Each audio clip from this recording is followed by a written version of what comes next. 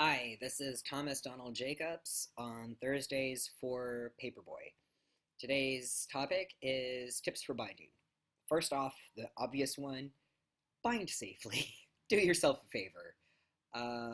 I did not do so in the past. I was an idiot, um, and to be fair, desperate, and poor. So I tried duct tape, I tried ace bandages.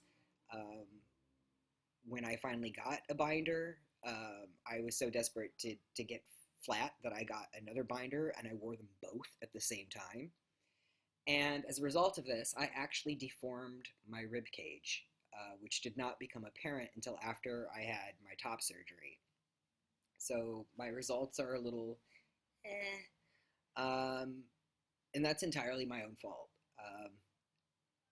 I would also say that you don't have to resort to those things anymore.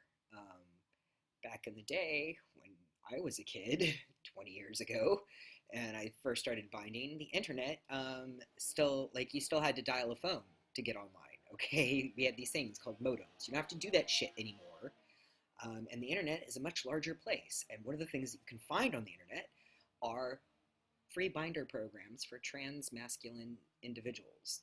Um, I got my um, first binder that I was going to wear on a regular basis from one of those programs. Um, Also, if you're on the small side, you could try wearing a sports bra. Wasn't an option that was open to me because I was a G cup. For those of you not familiar with what that means, one of my bra cups was pretty much the size of this hat. Okay, so a sports bra wasn't going to quite do it. I would also say don't bind too much. Okay, you need to breathe, and your skin needs to breathe.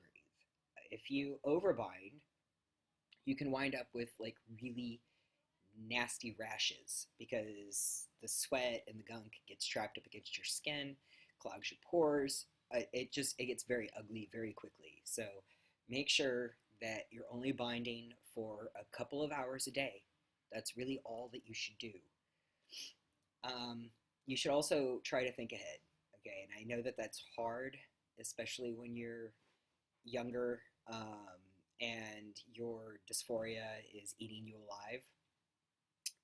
But, and this is another thing that I found out the hard way, overbinding can have an impact on any surgical results that you may hope to have in the future. Okay, it causes changes in the tissue on your chest. Basically, by flattening it and usually pulling it downwards, it will stretch it out and you lose that elasticity that you would otherwise have.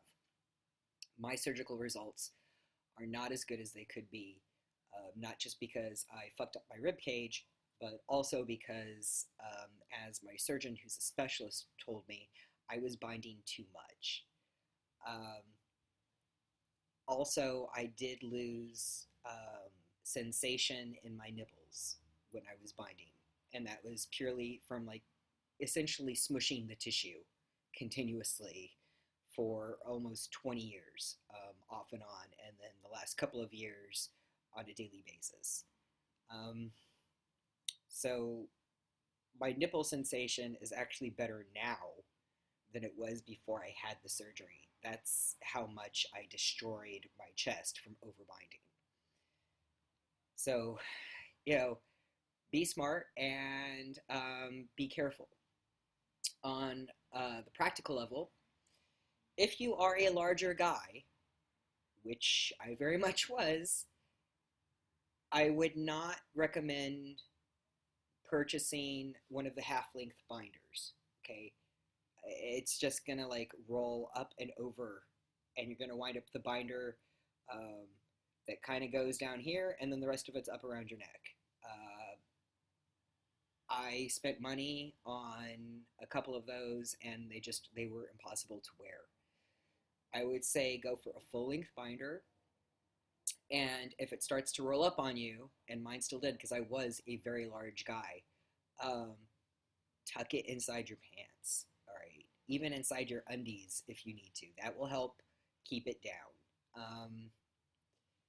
I would also say if you're washing your binders, wash them by hand. don't don't put them in a washer and dryer because in my experience that destroys them and that's more money down the drain. Um, it's not that hard to wash them by hand, and I would also say don't wear them if they're still slightly damp. It's better to go without because by the end of the day you're really going to regret it. It really does um, shrink up on you, um, and it does bad things to your skin. Right? It doesn't feel pleasant. So have one to wear and one to clean, and that should do you until the elasticity on them wears out. Um, at which point you would have to get another one, and your old one you can hand down to another transmask person that you know who's just starting out and is maybe a little bit bigger than you are, and then that elasticity, that give that your old binder has may suit them better. On that note, also don't again do the stupid thing like I did and buy your binders too small. Um, Binding, if you're super big chested, is never going to get you as flat as other guys.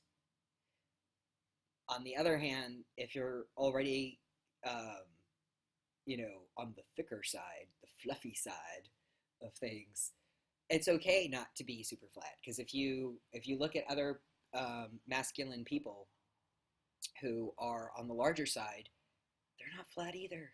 So it's all right.